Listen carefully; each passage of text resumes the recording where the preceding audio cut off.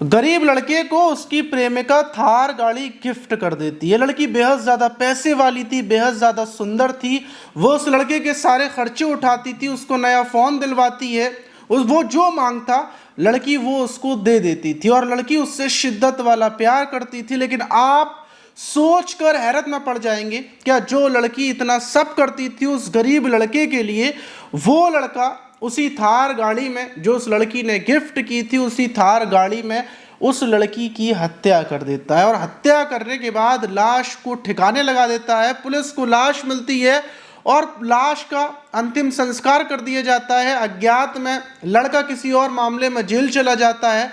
किसी को भी कानो कान खबर नहीं थी कि यह हत्या लड़के ने की है और ये लड़की की बॉडी ये इस लड़की की है। परिवार के लोग अपनी लड़की को ढूंढने में लगे हुए थे, उनको नहीं पता था कि उनकी बेटी के साथ क्या हुआ है।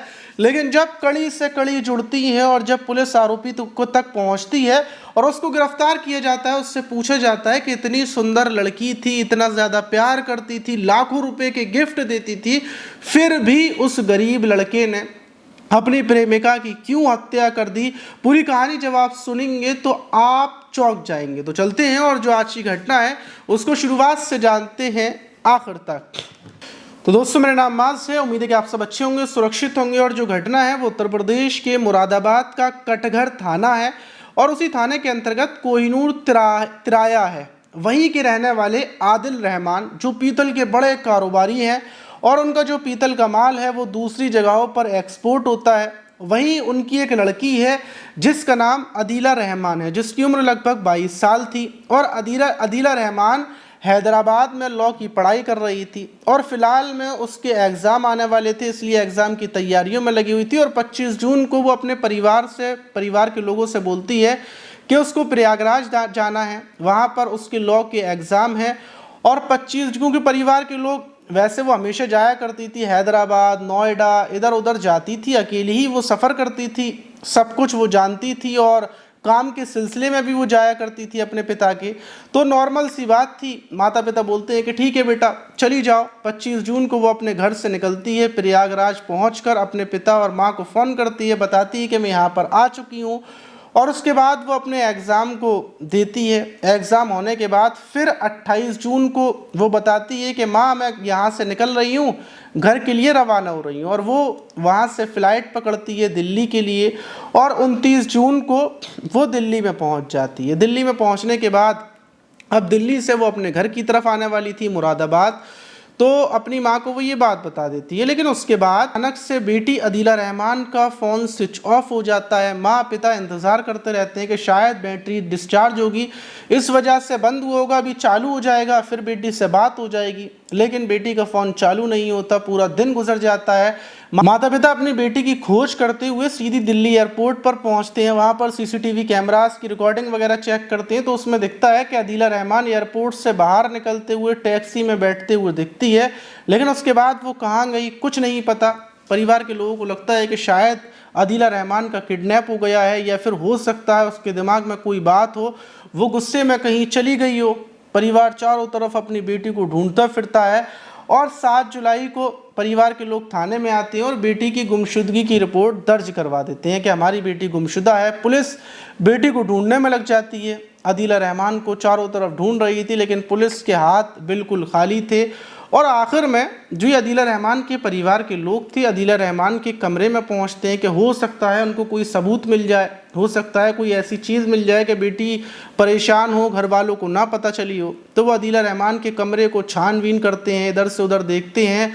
हैदराबाद में भी परिवार के लोग पहुंचते हैं और प्रयागराज में भी पहुंचते हैं। अलग अलग जगहों पर अदीला रहमान को ढूंढ रहे थे और ऐसे ही कर कर दिन गुजरते जा रहे थे। और जब कमरे के अंदर जो अदीला रहमान का कमरा है उसमें खोजबीन कर रहे होते हैं तो उसमें एक लाल जोड़ा शादी का माँ को मिलता है। लाल जोड़ा शादी का देखती हैं वो कि लाल जोड़ा ये किसका है। उनको लगता है कि शायद इसकी दोस्त वगैरह का होगा। फिर कागज़ वगैरह चेक किए जाते हैं और उसमें एक कागज़ मिलता है, निकाह नामे का कागज़। उस निकाह नामे के कागज़ में दोनों के फ़ोटोज़ वगैरह लगे हुए थे, नाम लिखा हुआ था और जो निकाह था वो उनकी बेटी अदीला रहमान का निकाह हो चुका था एक लड़के से, और जो लड़का था उसका नाम गुलफाम था, और जो उसकी लोकेशन थी वो कटघर थाने के अंतर्गत ही जो देवापुर गांव है वहाँ के लड़के की लोकेशन थी। फ़ौरन परिवार के लोग दोबारा से 17 जुलाई को थाने में पहुंचते हैं और बताते हैं कि ऐसे ऐसे हमारी बेटी ने एक लड़के गुलफाम से निकाह किया था, वो इधर ही का रहने वाला है, और जहाँ तक अंदाज़ा है कि उसी लड़के गुलफाम ने हमारी बेटी का अपहरण किया है। पुलिस को एक पूरा पुख्ता सबूत मिल चुका था निकाह का, और पुलिस गुलफाम को ढूंढने के लिए निकलती है, गुलफाम के घर पहुँचती है, और पुलिस को पता चलता है कि गुलफाम 1 साल पहले एक केस में मतलब फरार चल रहा था, और उसने फ़िलहाल में ही कोर्ट में सरेंडर कर दिया और रामपुर की जेल में वो बंद है। जब ये बात कप्तान को पता चलती है, पुलिस को पता चलती है, तो पुलिस के बड़े बड़े अधिकारी फ़ौरन ये वारंट निकलवाते हैं कि गुलफाम से पूछताछ करनी है, और जेल में पहुंचने के बाद पुलिस की टीम गुलफाम को हिरासत में ले लेती है और उससे पूछताछ की जाती है कि अदीला रहमान जो तुम्हारी प्रेमिका थी, जिससे तुमने शादी की थी, उसके साथ तुमने क्या किया, तुमने उसकी कहाँ हत्या की, उसकी लाश कहाँ पर है। जब सख्ती से पूछताछ की जाती है तो गुलफाम टूट जाता है, और टूटने के बाद जो कहानी वो शुरुआत से आखिर तक बताता है उसको सुनकर हर कोई चौंक जाता है। और जो पूरी कहानी निकल कर आती है तो कहानी ये आती है कि जो अदीला रहमान थी इंस्टाग्राम चलाया करती थी, 1.5-2 साल पहले की बात है। गुलफाम भी इंस्टाग्राम चलाता था, और इंस्टाग्राम पर ही इन दोनों की SMS के ज़रिए मुलाकात होती है, एक दूसरे से बातचीत करते हैं। ये बताता है कि ये भी यहीं का रहने वाला है, और ये गुलफाम मेहनत मजदूरी करता था। दूसरी तरफ ये जो अदीला रहमान थी ये पैसे वाली थी, इसके पिता पैसे वाले थे, तो दोनों की करीबी होती हैं, फिर मुलाकात होती है, फिर उसके बाद प्रेम संबंध हो जाते हैं, मतलब एक दूसरे को प्रपोज कर देते हैं। वक्त गुजरता जाता है, और फिर ये जो अदीला रहमान थी ये बोलती है गुलफाम से कि मैं तुमसे शादी करना चाहती हूँ। गुलफाम भी इससे प्यार करता था, और ये लोग अजमेर में जाकर वहीं पर निकाह कर लेते हैं, क्योंकि अदीला रहमान एक आज़ाद लड़की थी, कहीं भी आ जा सकती थी। अपने मतलब हैदराबाद में इसका रूम था जहाँ ये पढ़ाई कर रही थी, वहाँ जाने की ये कह कर निकलती थी, और इसके साथ गुलफाम के साथ इधर उधर घूमती फिरती थी, क्योंकि पैसे की कोई कमी नहीं थी।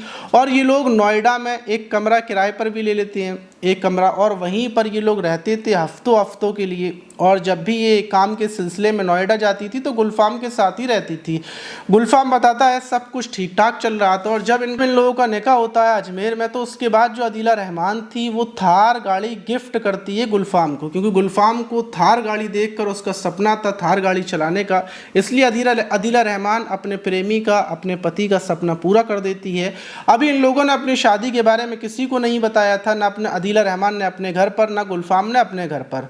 वहीं जो ये गुलफाम था ये अदीला रहमान के साथ अलग अलग जगहों पर ये साथ रहता था, लेकिन ये कभी कभी अपने घर जाता था। गुलफाम बताता है कि अदीला बिल्कुल भी ये पसंद नहीं करती थी कि गुलफाम अपने घर पर जाए। वो ये बोलती थी कि तुम अपने परिवार से रिश्ता नाता तोड़ दो, जब वो तुम्हारा किसी चीज़ में साथ नहीं देते, मैं तुम्हारा हर चीज़ में साथ देती हूँ, तो उन लोगों से रिश्ते नाते तोड़ दो। लेकिन गुलफाम अपने परिवार से रिश्ते नाते नहीं तोड़ सकता था, वो अदीला के साथ बस ऐसे ही रह रहा था। अदीला उसको पैसे देती थी, उसके खर्चे उठाती थी, सब कुछ ऐसा ही चल रहा था, और जो विवाद चल रहा था वो सिर्फ इसी बात को लेकर चल रहा था। और गुलफाम बताता है क्या 29 जून को जब अदीला आती है तो मैं थार गाड़ी से उसको लेता हूँ, क्योंकि वो जा रही थी मुरादाबाद की तरफ, तो मैं टैक्सी से उसको उतार कर अपनी थार गाड़ी में बिठा लेता हूँ।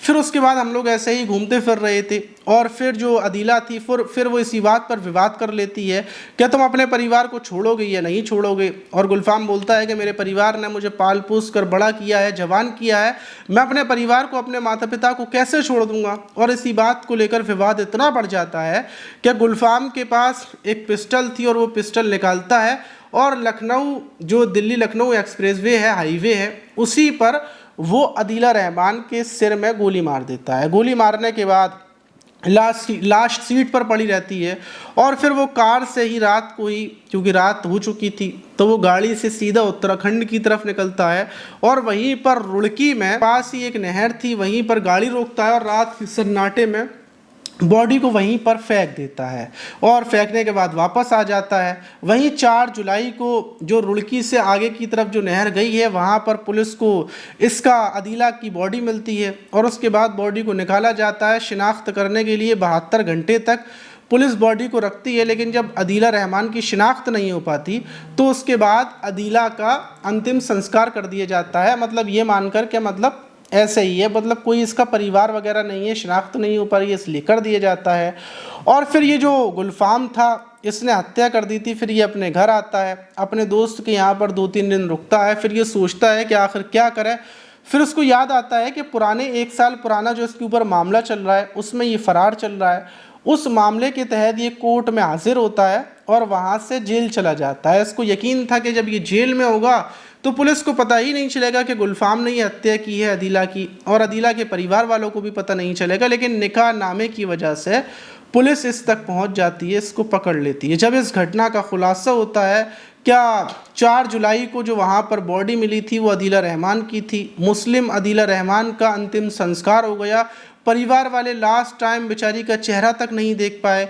जो अदीला रहमान अपने प्रेमी से प्यार करती थी, जो थार गाड़ी उसने गिफ्ट की, उसी थार गाड़ी में उसकी हत्या कर दी गई। मतलब ये बात अदीला ने कभी नहीं सोची होगी। जब वो एजेंसी पर नई गाड़ी की ओपनिंग कर रही थी, जब वो तालियां बजा रही थी, जब वो खुशी के साथ अपने प्रेमी को वो थार कार गिफ्ट कर रही थी, उसने कभी नहीं सोचा होगा इसी थार के अंदर उसको मार दिया जाएगा और उसका प्रेमी उसको नदी में उसकी लाश को फेंक देगा। तो आप सोच कर देखिए, क्या आप यकीन कर सकते हैं कि आप किसी से प्यार करते हैं, वो आपसे प्यार करता है और वो आपको मौत के घाट उतार दे। लड़ाई झगड़ा तो हो सकता है, लेकिन मौत के घाट उतारना ये बहुत बड़ी बात है। और ये जो घटना मैंने आपको बताई, इससे आपको एक चीज़ ये भी सीखने को मिलती है कि आप ज़बरदस्ती किसी के ऊपर प्रेशर बनाकर वो चीज़ हासिल नहीं कर सकते। अगर आप लड़की हैं, आपको कोई दिक्कत है किसी से, तो ज़बरदस्ती उसके ऊपर प्रेशर बनाएंगे तो वो चीज़ आपको हासिल नहीं होगी, बल्कि आपकी जान के लाले पड़ जाएंगे, जैसे अदीला की जान के लाले पड़ गए और अदीला को अपनी जान देकर ये मामला ख़त्म करना पड़ा। इस घटना के बाद परिवार का रोते रोते बुरा हाल है। इसमें मैं तो ये भी कहूँगा कि अदीला के परिवार वालों की भी गलती है। उन खैर वो गम में डूबे होंगे, लेकिन उनकी गलती है अगर वो अपनी बेटी के ऊपर ज़्यादा नज़र रखते, अकेला ना आने जाने देते। थोड़ी बहुत नज़र रखना ज़रूरी बनता है। ये भी नहीं है कि आप अपने बच्चों पर भरोसा करते हैं तो उनको आज़ादी दे दें। आपके बच्चे भरोसे के लायक हैं, लेकिन दूसरे लोग जो आपके बच्चों को शिकार बना रहे हैं उनसे बचाने के लिए आपको नज़र रखनी पड़ती है। तो इस घटना से आपको ये भी सीखने को मिलता है कि अपने बच्चों पर, अपने परिवार पर नज़र रखें। कितना भी भरोसा करते हो आप, लेकिन नज़र रखें कि दूसरों के झांसे में आपके बच्चे ना फंस जाएं। और आप इस जो गुलफाम दरिंदा था उसको क्या सज़ा मिलनी चाहिए? मेरा कहना तो ये, इस गुलफाम को फांसी की सज़ा मिलनी चाहिए, फांसी से कम सज़ा नहीं मिलनी चाहिए, क्योंकि बेचारी अदीला जिसने सच्ची प्यार करी, सच्ची मोहब्बत करी, उसकी मोहब्बत में कोई कमी नहीं थी, लेकिन बेचारी मासूम को मौत के घाट उतार दिया गया। और हमारी दुआ ये भी है कि अदीला, ऊपर वाला अदीला के गुनाहों को, उसके जो भी उसने कुछ किया हो, उनको माफ़ करने के बाद उसको स्वर्ग में, जन्नत में भेजे और बेचारी की, उसकी आत्मा को शांति दे। आप इस घटना पर क्या बोलेंगे कमेंट बॉक्स में ज़रूर बताइएगा।